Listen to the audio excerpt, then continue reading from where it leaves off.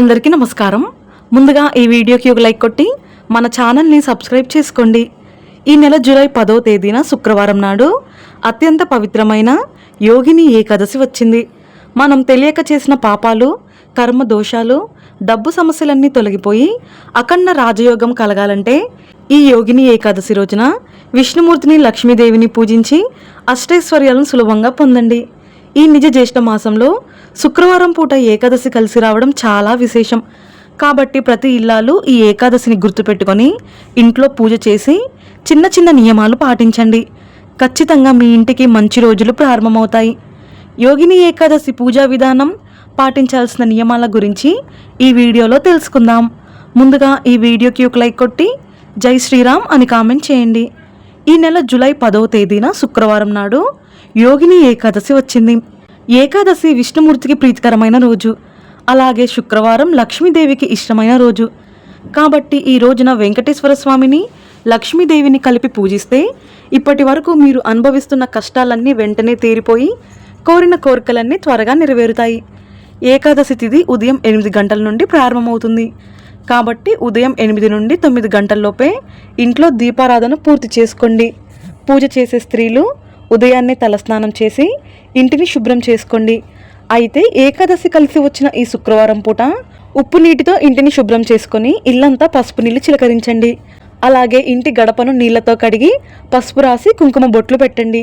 మీకు మామిడాకులు అందుబాటులో ఉంటే గుమ్మానికి మామిడి తోరణాలు కట్టుకోండి. ఎందుకంటే శుక్రవారం కలిసి వచ్చిన ఏకాదశి నాడు ఇంటి ముందు మామిడి తోరణాలు కడితే మహాలక్ష్మీదేవి వెంటనే మీ ఇంట్లోకి అడుగు పెడుతుంది. అలాగే ఇంటి ముందు బియ్య పిండితో ముగ్గు వేసి ముగ్గు పైన పసుపు కుంకుమలు వేసి అలంకరించండి. అలాగే పూజ గదిలో కూడా బియ్య పిండితో ముగ్గు వేయండి.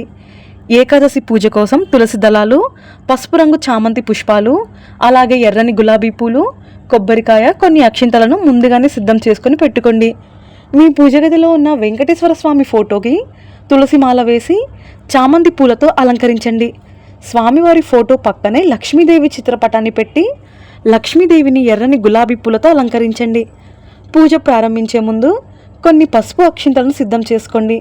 అలాగే పూజలో ఒక చిన్న నీటి కలశం పెట్టుకోండి.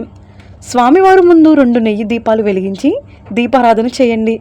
ఒక్కో దీపంలో 5 వత్తులు వేసి 2 దీపాలు వెలిగించాలి. అయితే ఏకాదశి సందర్భంగా ఈరోజు పిండి దీపాలు వెలిగిస్తే చాలా మంచిది. పిండి దీపాలు వెలిగించలేని వారు మట్టి ప్రమిదలు లేదా ఇత్తడి కుందుల్లో దీపారాధన చేయండి. దీపం సాక్షాత్తు లక్ష్మీదేవి కాబట్టి దీపం వెలిగించిన తర్వాత దీపానికి గంధం రాసి కుంకుమ బొట్లు పెట్టి దీపం దగ్గర కొన్ని అక్షింతలు, పుష్పాలు వేసి దీపానికి నమస్కారం చేసుకొని మీ కోరికను చెప్పుకోండి. మీ కోరిక ఖచ్చితంగా నెరవేరుతుంది. ఇక పూజలో నైవేద్యంగా పరమాన్నం నివేదించాలి.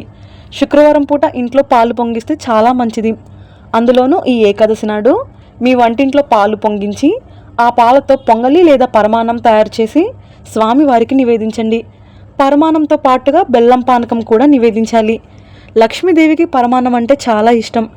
అలాగే వెంకటేశ్వర స్వామికి బెల్లం పానకం అంటే ప్రీతికరమైనది. కాబట్టి మీ పూజలో ఈ 2 నైవేద్యాలు నివేదించి దీపారాధన చేయండి.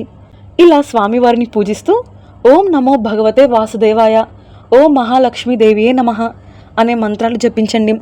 చివరగా స్వామివారికి హారతి ఇచ్చి కొబ్బరికాయను పగలగొట్టి 3 ప్రదక్షిణాలు చేసి మీ తలపైన అక్షింతలు వేసుకొని మీ పూజను ముగించుకోండి. ఈ విధంగా ఉదయాన్నే ఇంట్లో పూజ చేసుకొని మీ దగ్గరలో ఉన్న విష్ణుమూర్తి దేవాలయానికి వెళ్ళండి. ఈ ఏకాదశి రోజున విష్ణుమూర్తి దేవాలయంలో ఉన్న ధ్వజస్తంభం దగ్గర ఆవు నెయ్యి దీపాలు వెలిగించి ధ్వజస్తంభానికి 3 ప్రదక్షిణాలు చేస్తే విష్ణుమూర్తి సంపూర్ణ అనుగ్రహం లభిస్తుంది. ఇక ఈ ఏకాదశి నాడు ఎట్టి పరిస్థితుల్లోనూ తలకు నూనె రాయకూడదు. ఒకవేళ తెలిసి తెలియక తలకు నూనె రాస్తే మీ ఆయుష్ తగ్గిపోతుందని, అనారోగ్య సమస్యలు ఏర్పడతాయని నమ్మకం.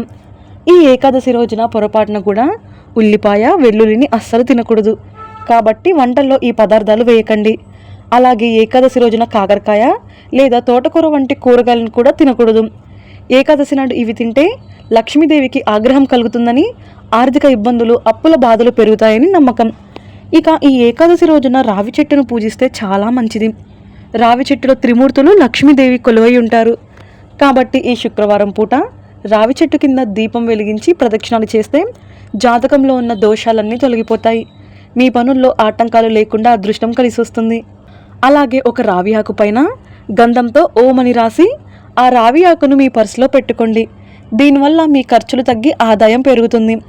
ఏకాదశి పూజ కోసం ఈ రోజున తులసి దళాలు కొయ్యకూడదు కాబట్టి ఒకరోజు ముందుగానే పూజ కోసం తులసి ఆకులు సిద్ధం చేసుకోండి. ఎవరైతే ఆర్థిక సమస్యలు అప్పుల సమస్యలతో సతమతమవుతున్నారో అలాంటి వారు ఈ ఏకాదశి నాడు వెంకటేశ్వర స్వామి దేవాలయానికి వెళ్ళి స్వామివారికి తులసి మాల సమర్పించండి. డబ్బు కష్టాలన్నీ తక్షణమే తీరిపోయి కుబేర యోగం కలుగుతుంది. ఏకాదశి రోజున చేసే తులసి పూజలకు లక్ష్మీదేవి అనుగ్రహం సులభంగా లభిస్తుంది. కాబట్టి ఈ ఏకాదశి రోజున, అందులోనూ శుక్రవారం నాడు, తులసి కోటలో నెయ్యి దీపం వెలిగించి తులసికి 5 ప్రదక్షిణాలు చేసి మీ కోరిక కోరుకుంటే నెల తిరగకుండానే మీ కోరికలన్నీ నెరవేరుతాయని వేద పండితులు చెబుతున్నారు.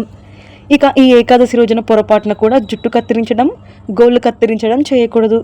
అలాగే భార్యాభర్తలు బ్రహ్మచర్యం పాటించాలి. దీర్ఘకాలిక అనారోగ్య సమస్యలతో బాధపడేవారు ఈ ఏకాదశి రోజున విష్ణుమూర్తి ముందు ఉసిరికాయ దీపం వెలిగిస్తే అనారోగ్య సమస్యలు తగ్గి మీ ఆరోగ్యం మెరుగుపడుతుంది. అలాగే ఈ ఏకాదశి రోజున సాయంత్రం సమయంలో మీ ఇంటి గుమ్మం బయట 2 దీపాలు వెలిగించండి.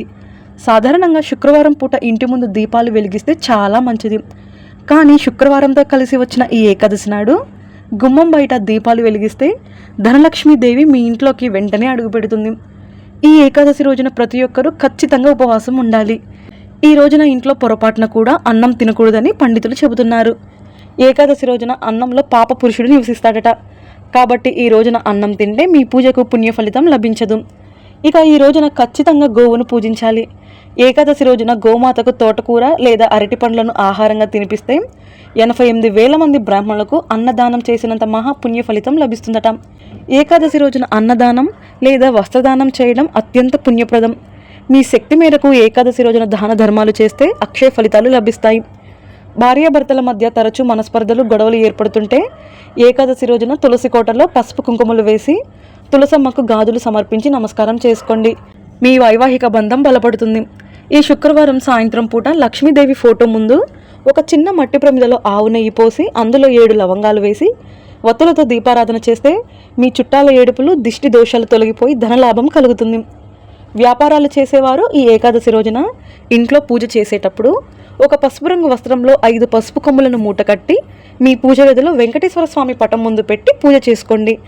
పూజ పూర్తయిన తర్వాత ఈ పసుపు కొమ్ముల మూటను మీ బీరువాలో పెట్టుకోండి. వ్యాపారంలో నష్టాలు తగ్గి ధనాకర్షణ పెరుగుతుంది.